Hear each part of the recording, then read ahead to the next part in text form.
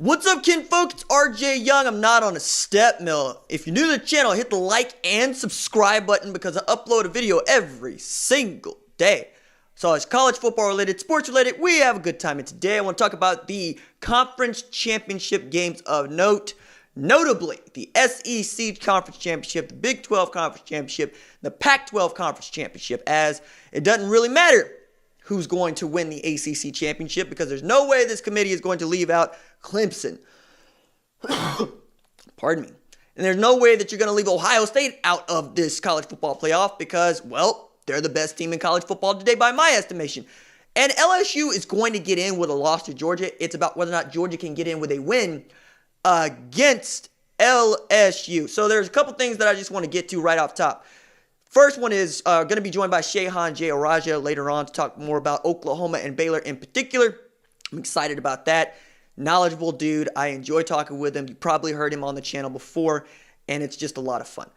Now, I have this take that Ohio State has 3 Heisman Trophy candidates on one football team, to which I would ask you, who else can say that? Because if you run through them, and I did, you're talking about Clemson, who might have 2, depending on how you feel about Trevor Lawrence. And Trevor Lawrence has 2,870 yards passing with 30 tutties and, yes, 8 INTs. To which I would also add to that, Sam Howell has played a much better season of football at North Carolina than Trevor Lawrence has, passing for 3,347 yards and 35 TDs to just 7 interceptions. So that would be out. And then you go to LSU. All right, so Joe Burrow, that's your one. Then you go on maybe Jamar Chase, who's got about 70-ish receptions and over 1,200 yards receiving. Pushing 20 touchdowns? Maybe. But after that, you really get up a creek because as good as Grant Delpit has been in years past, he's not a Heisman-level safety. That's not what that is. Then you go to Georgia. You're not actually going to put anybody from Georgia on a Heisman Trophy list at all. You're just going to talk about how great they've been defensively. And then when Jake Fromm is allowed to cook, he's been pretty good. But the closest thing they've had to a Heisman Trophy candidate offensively is DeAndre Swift. And he just doesn't have the touches to get there. And you continue to go down the list. You get to Oklahoma, you get to Jalen Hurts. And as much as you would want to put CeeDee Lamb in that conversation, you can't because he does not get that many opportunities to touch the football because his offense this year has been very much the Jalen Hurts show. Doesn't make it wrong. Just makes it a thing that is hard to accomplish where you can get more than one. So the idea that we're having a hard time getting to 2 Heisman Trophy winners on one football team, or finalists, I should say, not winners, is difficult. But then when you get to Ohio State, Justin Fields, Chase Young, and J.K. Dobbins all could be invited to New York, rightfully so. They won't be. You're only going to get one of those cats. Probably going to be Chase Young. Probably won't be Justin Fields, although I don't necessarily think he's getting his due. I mean, that dude's going to be pushing 50 TDs by the time they whip Wisconsin like they stole something with probably just 1 pick. Also had his Heisman moment, if you were looking for one, against Michigan. My man gets bumped into the knee. It tweaks. We're all sick to our stomachs because we don't want Justin Fields hurt.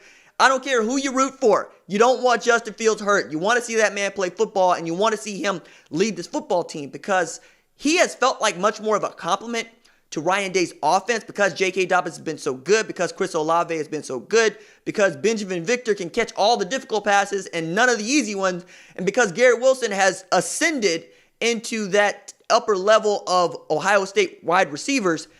You just feel good about them, right? To say nothing about how great the offensive line has been and how many lanes they just open up for J.K. Dobbins on a continuous basis. But when Chris Chugunov came in, is he Justin Fields? No. Is he bad? No.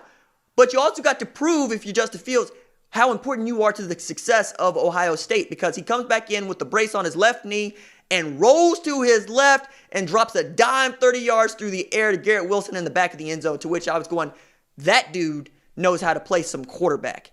And if you don't really want to get on board with Ohio State being the best team in college football and you're really riding for LSU, I would ask you, how many times has Ohio State given up 37 points to a team with a losing record? Okay? Because LSU has done it twice. Vanderbilt ain't no good. Okay? They ain't no good. They scored 38 on LSU.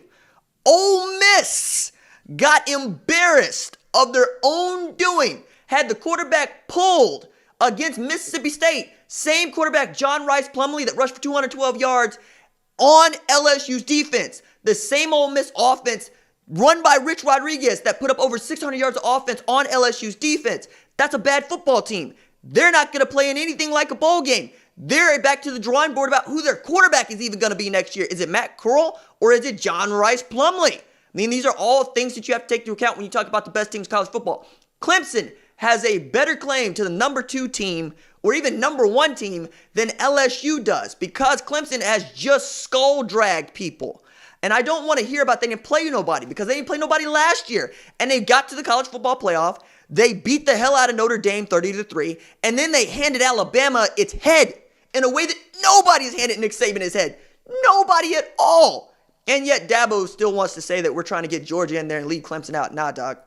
That ain't what it is. It's in your own head. You in your own head on that one. But I would support anybody that wanted to rank LSU as the number 3 team in the country because I think that's how they played.